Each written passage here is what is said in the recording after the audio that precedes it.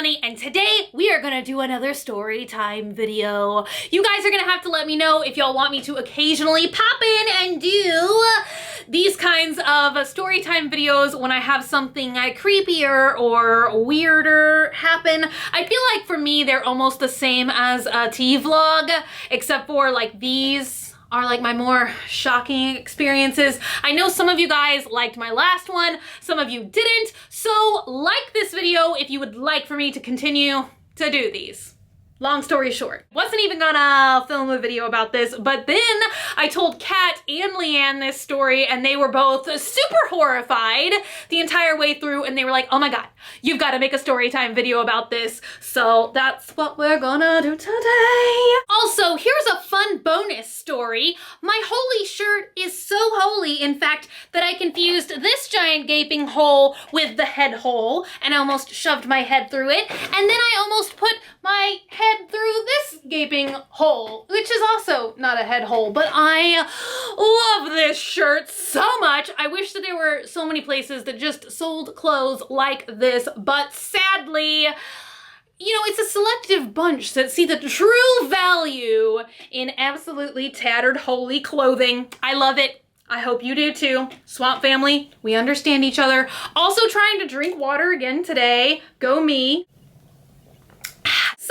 Side note, I feel like the titles of storytime videos are always gonna be a little bit clickbaity, and also a bunch of people are like, why are these videos not shorter?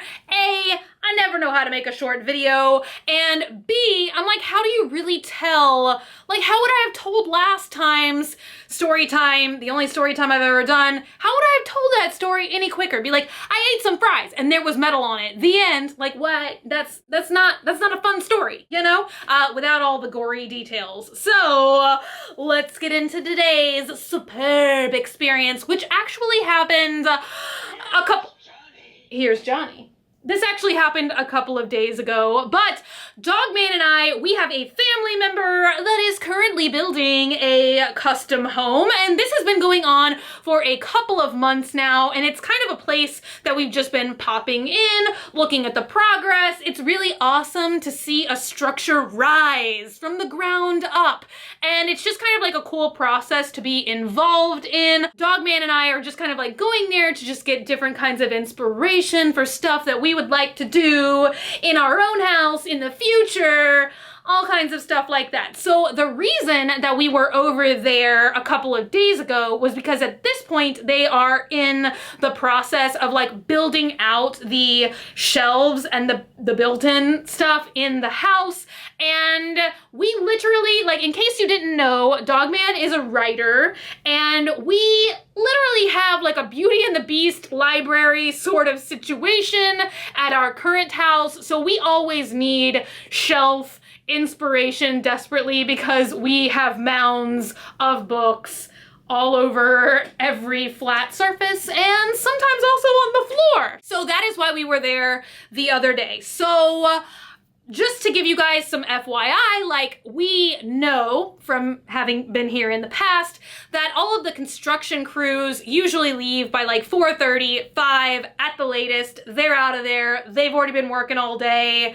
They're not working all night also. So a lot of times when we go over there, we just go after everyone is done working for the day. We don't want to be in nobody's way. It was about 6 o'clock, you know, when it's like dusk outside. It's not super bright, but it's not completely dark because this house has no electricity in it yet. We have so many sound effects today. Excuse me for a minute. Where was I? Oh, brain work. So we roll up to the house at about, you know, like 6-ish the other day, and we see that there are no cars on the street. There's literally not one single car on the street, especially not in front of this house. There is no driveway yet, so we can deduct that there is no one inside of the house. So we just mosey our way on in, and it is empty, and it has a really empty feeling to it because no one is living there. It is still under construction, you know, and there's no electricity. So we're just kind of like looking around in the downstairs area, looking at all the shelves, looking at all the cabinets. Everything's looking great. We're having a great time. And then we're like, oh, let's go upstairs and see what's going on up there. So we proceed to like ascend the staircase, and we're just up there in one room in particular that has a lot of shelves being built in it. And so we're just standing there. You know, we had not yet like walked through the entire perimeter of the house yet. We were just kind of like going up to certain rooms and then stopping. So we get upstairs, we go to one room in particular, and we're stopping, and we're just in there already for about 10 to 15 minutes, just kind of looking around, talking about things, being like, hey, this is what we like. Hey, we don't like this stuff. You know, just kind of like super hyper focused in our own little world and our own little conversation with nary a disturbing thought in our minds. So all of a sudden, and since the house is empty, everything is really echoey, and, you know, maybe like 1 or 2 rooms away, also there's no doors, so like, you know, maybe like 1 or 2 rooms away, I start hearing like this pitter patter of footsteps, like a footstep, like a scrapey kind of footsteppy sort of sound. I'm spitting all over myself. A lot of alliteration. And I asked Dogman, I'm like, did you just hear that? And he's like, hear what? And I'm like, oh, I just must be going crazy. Awesome, cool. So we're still standing there. We're still talking. But like, I hear it again. And I hear like a footsteppy, sort of like draggy footsteppy sound. And I didn't even ask Dogman again. I wasn't even, you know, I wasn't even gonna bring it up again because I'm like, I don't, you know, whatever. And I was just kind of trying to ignore it, just gonna be like, hey, we're only gonna be here for a couple more minutes, whatever, no big D. So I tried to just put it out of my mind and think like maybe, you know, like Ghostbusters, or what would they call it? Ghost hunters. The people that always try and debunk everything, they were on the Sci-Fi Channel. Anyway, try to be like those dudes and just be like, oh, there must be a reasonable explanation for this. Maybe somebody left a window or a door upstairs open and it's the wind or something like that. So we're still just talking and blah, blah, blah, like just standing still in this one room, not moving. And then I hear the sound for a 3rd time, and it is like a loud footsteppy sort of sound, like something is alive and moving, like in a close proximity next to us. And then that time Dogman did hear it, and he was like, okay, somebody is in this house. And like at that point, it just becomes like a feeling of dread, you know, because we had been standing there for probably like 45 minutes. So the sun is like really descending. We're like upstairs. So there's no like easy, like, oh, I'll just jump out the window. You know, like, you know, you're gonna have to like go through another part of this house and all the way downstairs. And since it is like a open, hollow area, you know, I'm kind of like thinking rapidly that like, maybe the sound's coming from over there. Maybe it's coming from over there. You know, like not really being able, I have really, really, really bad hearing also. So it's hard for me to reason and distinguish things and where exactly that they are coming from. But it's just like, you know that it's like almost dusk, and you almost kind of feel like trapped in here, and like, who are you gonna have to go past? Who is in this house? What is going on? Dogman is like, well, we're not trespassing. Like, we know who's building this house. Like, we have every right to be here. It's probably not Charles Manson. You know, like, we'll just go over and see who it is. You know, I was trying to be reasonable, and I was trying to be like, oh, maybe it's just like a construction worker. Somebody came back, they left a tool, you know, whatever. It's like not a psychopath, you know, maybe? Basically, I just wanted to tuck tail and run. And I was like, no, please, let's just leave. I kind of don't want to find out who it is one way or another. I kind of like don't want to have a conversation or really find out what's going on. Like, I'm just like, I don't care. I just want to go. Like, I just want to leave. I feel like even though I am like Courage the Cowardly Dog and I wanted to like bail, there still was like that little bit of curiosity aspect once I reached safety. So I was like, please, let's just go. Let's just get out of the house and then we will like maybe look and see if we can just see anybody moving, or like we have been over to this house before. And one time somebody left like a window thing open and it was being caught in the wind. They still have the film on all the doors and all the windows. I had gotten scared before thinking that I had heard footsteps, but it was actually just this one particular window opening and closing.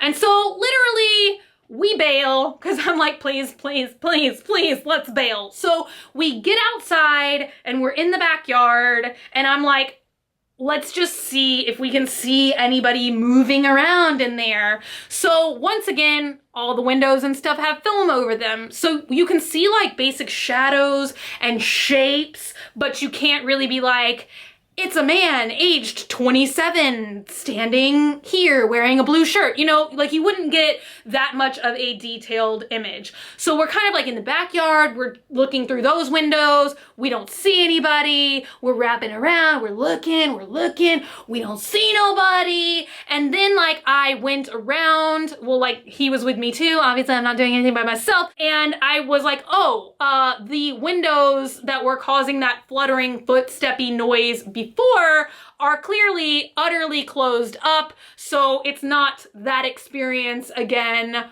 making that same noise. So debunked, not debunked, you know? We are just standing like in the area of like where like the windows I was just describing that I was looking to see if they were open again. And like, you know, when you're just like hyper focused at something and you're just staring and you're just staring and you're just staring and like suddenly something happens and it startles you 20 times more than it should just because like you're like just staring and staring and staring and then like something happens and you're like, ugh. We're just staring, you know, probably for like 2 minutes, just bantering back and forth and being like, what is it? What's going on? Is somebody, are we gonna, so we're standing there, and as we're standing there at the two like window things that had made the noise before, suddenly I see a shadowy figure and it looked literally horrifying. And also, you know, the human brain, it tries to make identifiable shapes out of things that you don't know what it is, and it's like your brain will fill in the gaps, and that's why you see arrows in your food or the Virgin Mary on your toast, because it's like your brain is trying to make a recognizable image out of something that's not recognizable. I have no scientific facts to be telling you guys that story, but I've heard it before on some sort of thing. So anyway, back to the horrifying part. I see what appears to be like a hunched over sort of figure, and I see just this hand like waving like this, and I'm like, what is going on? I'm like, why would some creepy person be upstairs in this house when nobody is there and like nobody like should be there, and like why are they waving at us? What is going on? So it's like I'm just frozen there, and we just keep looking, and I told him, I'm like, dude, somebody just waved their hand at us. What is going on? So we stand there, and like within a minute and a half, I see the same thing. It's like a hand waving. I didn't too much see the figure again, just a hand waving. And I was like, please tell me that you're seeing this. Please tell me I'm not the only one seeing this. So we stand there some more.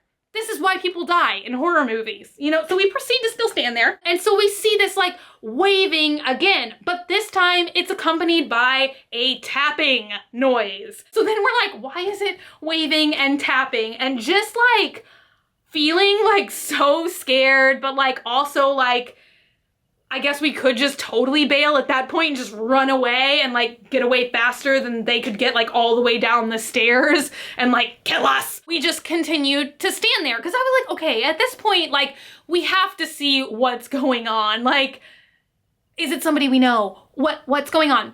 So we see the tapping and the waving a couple more times, and now it's happening like at a closer rate. And it's like more the tapping that started cluing us in. And then I really started listening to the other sound in my deafness. And then I saw that it was like not a waving, but like a fluttering and then a tapping. And then all of a sudden it clicked in my little peanut brain what it was that we were seeing. And I was like, oh my God, honey, there is a bird stuck up in that room. And I felt so bad, honestly. I was like, we have got to go back up and help this bird, because it was just basically like frantically flying and throwing itself at the window, like trying to get out, trying to escape. And I don't know, I still felt panicked and I felt so bad, because it's like, I don't want this bird to be hurting itself, you know? When we figured out what it was, we ran back up the stairs, and by the time we get to this particular room where all this was going on, the bird is like basically in an absolute state of panic. Once again, I felt so bad for it, but also I was a little bit scared of it, and I'm not usually somebody who is scared of birds. I think birds are great. I'm totally cool with birds, but like when something is panicked, you know, like when an animal is like panicked, like you don't know, like, is it gonna peck your eyes out? You know, I've seen one Alfred Hitchcock movie too many. I know what happens when birds are in a bad mood. They peck your eyes out. So Dogman, of course, who's just like afraid of nothing, I guess, like immediately makes a beeline, is like, I'm just gonna open this window and let the bird get out. And I'm like, please don't get your eyes pecked out.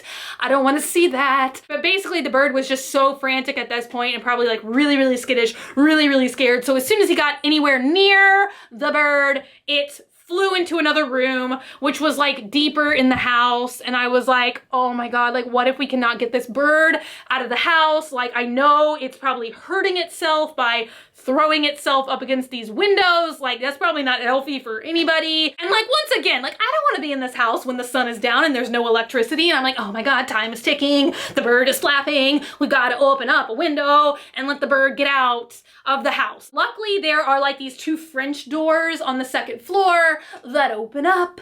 And so Dogman kind of once again like cornered the bird in the different room that it flew in, and he was like, okay, stand at this other opening and wave your hands like crazy and like discourage it from flying that way. And he got closer to it, and I think the bird like felt the air moving or the oxygen flow or something from where I had opened those window door type things. And when Dogman got close to the bird again, he whoop, like flew all the way out and went high up into a tree. And as far as we know, he's still quite happy and healthy, living out to this day. And I'm just like so relieved that A, it wasn't a psychopath, and B, that the bird didn't like appear to be hurt or injured or anything. So that's it. That was the conclusion. It did truly have that like horror movie vibe where you just like feel uncomfortable and a little bit threatened and a little bit not safe. But luckily it all turned out in a happy way. I hope you guys enjoyed this story time video. I feel like all my story time videos are gonna be a little bit silly, maybe a little bit suspenseful, but maybe nothing like too crazy. So come here if you like relatively tame stuff, you know, but I don't know. I hope you guys enjoyed this video. If nothing, I hope it at least like kept you entertained for almost 20 minutes. That's just all I'm trying to do here. So thank you guys so much for being here today and for watching. If you're not already and you'd like to be, hit that button down below. Subscribe, become a member of the Swamp Family, and give an alligator its fangs. Also, if you want, you can like me on Facebook, facebook.com/graveyardgirl, or you can follow me on Twitter, Tumblr, or Instagram at graveyardgirl. Same way it's spelled here. I love you guys so much, and I will see y'all tomorrow. Bye!